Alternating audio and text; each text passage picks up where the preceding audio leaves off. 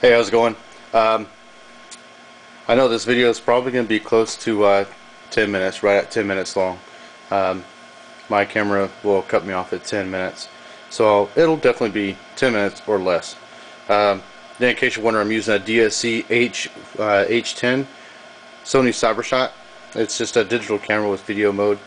I like it, but it doesn't zoom, so that kind of sucks. But I'm going to try not to talk too fast, and I'm holding the camera, so it might be a little jerky. I had a post where somebody asked me about my ATI stock and how I free float it, but I also wanted to go through a couple things of what I did with my Mosin to make it a little bit smoother and a little bit more accurate. It's more so not accuracy on the rifle part, but it's more accurate for the shooter itself. First off, since the barrel's closer, I go through it. It actually has a really nice clean bore, strong rifling. It is not counterbored. It's got a real nice crown. My rear mounting, not my rear mounting, my scope mount. It's a solid block with 4 screws, and I think in my last video, I'm not sure, I did it like 2 weeks ago, but I think I mentioned that this base would slide every time I pull the trigger. Recoil acting upon it would cause it to slide forward because the 3/8 inch dovetail mount underneath it. It's a little bit fatter on the back side and a little bit skinnier on the front side, so it caused it to slide. So what I did was I just drilled a notch in the front and the back, and I put the factory pins back in it, so solved that problem. Excuse me. There's some trigger jobs you can do to this thing, and that darn pin is about to fall out. Gotta be careful with that pin. Yeah, there's some spacer you can put on this thing that's supposed to help the trigger. I did try it. I didn't see a difference. I like the trigger just the way it is. It's got some slop, but it's got a real nice trigger pull. One of the things that did help out for the trigger, see, there's that pin. Right, if I can get this thing to stand up. It's hard to do this one-handed. Right where the trigger, I think it's called a trigger shear, where it contacts the bolt is polished. So, and where the trigger rides on the bolt also, that part, it's actually right there. It's like a square block, not the round one, but the square block on the back side of it there. I polished it so that whenever you're pulling the trigger and it's sliding on this piece right here, whenever it's sliding down, this is being acted upon by the spring, and this right here is with the firing pin screws in the back side, and the spring is trying to pull this thing forward, and that tension that's on there, this piece right here, this block, is riding against that other block, so it's metal on metal. So what I did was I polished it, so whenever you're pulling that trigger and that block is sliding down this one before it releases, it's a smoother slide, so it helps out your trigger pull. It makes it just a little bit smoother. Also, I polished this piece right here. This is the firing pin. This piece right here is what rides on the inside of the bolt. So of course, metal on metal contact, I polished that up to make it a little bit smoother. I cut the spring back just a little bit. As you can see, this right here it's fatter. See right there where it's snipped at that spot. I just took one little ring off of it. What that does is it creates less friction between that block, that spot, and the spot on the trigger. So less force on this equals a smoother trigger pull. Plus, both surfaces are polished, so it equals smoother trigger pull.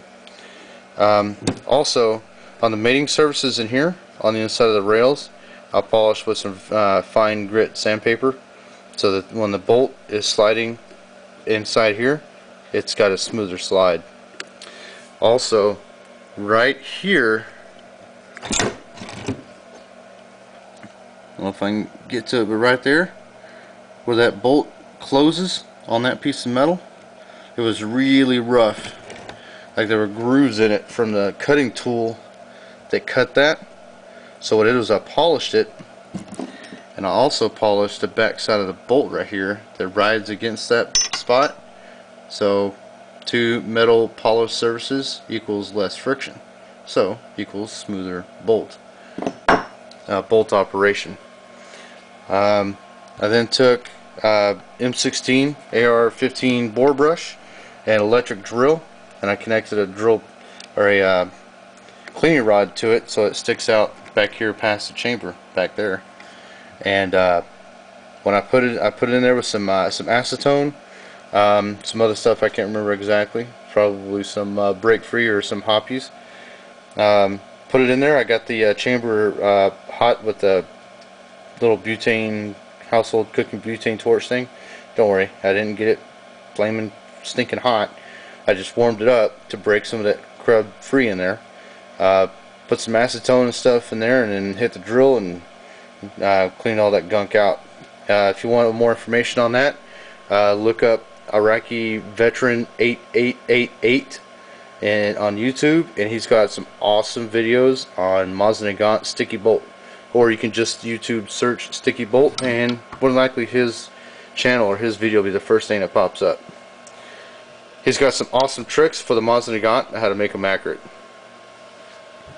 My ATI stock, as you can see, this little washer right here, I took my Dremel and I Dremeled out a whole bunch of plastic in here. Not in there, because that's where your mating surfaces are, in that area. But on the sides, all the way down, as you can see, I took my Dremel and took a bunch of that plastic out because the plastic was tight against the barrel. Well, I didn't want any surfaces of this plastic touching the barrel whatsoever. I couldn't get this wide enough without making it incredibly noticeable and looking tacky. So what I did was, I took a just regular washer, used my Dremel to cut some flat spots on each side of it, and those flat spots ride right inside here and create a spacer.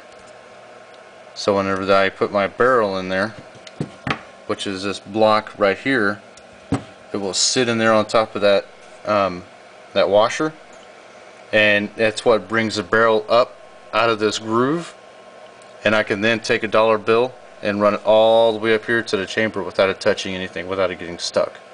So it essentially free floated the barrel.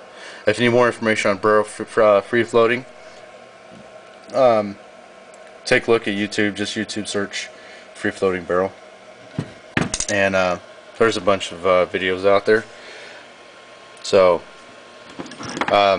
that's pretty much my Mosin. I'm gonna try and get a shot of the barrel, the rifling, in just a minute. What I'm gonna show you is how I clean it. Usually with the bore snake and a little bit of Windex. I throw a rag on the floor.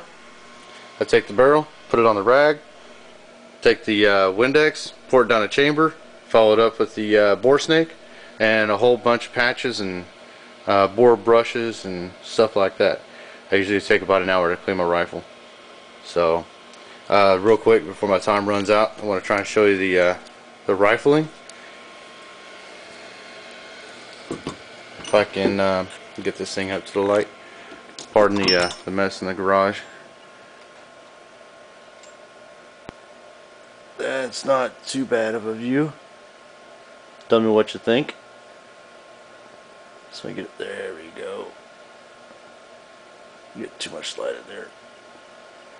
It's not too bad. It's got some nice rifling. It's really clean bore. So thanks for watching. I appreciate it. Tell me what you think. Don't forget to subscribe, and I'll be posting some videos a little bit later on something I just learned about making a little expeditionary little campfire emergency car heater things with some toilet paper and some aluminum cans. That was a green bean can, and so was that one. Works great. So be talking to you guys soon, or be watching your other videos. So thanks.